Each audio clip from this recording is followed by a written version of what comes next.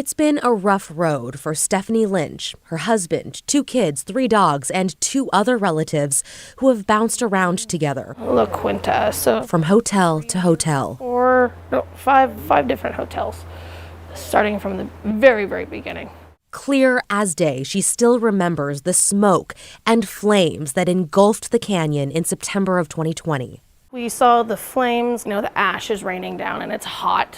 The smoke was so thick. This is what was left of her family's belongings at the home they rented in Gates.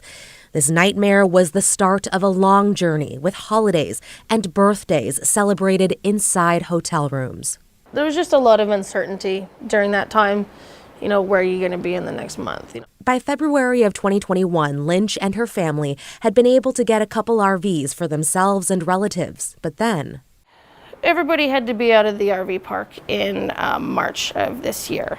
So we went back into a hotel. They were back in hotels until the end of May, when finally she and her family got the keys to a brand new rental. Even though it's a small 2-bedroom apartment, it's still better than living in a single room that is less than 400 square feet.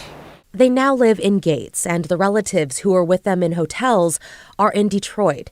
It's a relief, but Lynch still deals with emotional fallout from the fire, so she's turning to art. I finished this one a couple weeks ago. Lynch started doing these art projects last summer. Sometime soon, she hopes to sell them.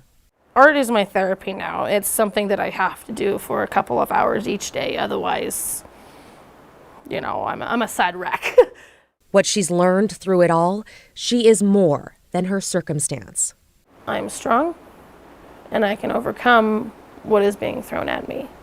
Christine Pitawanich, KGW News.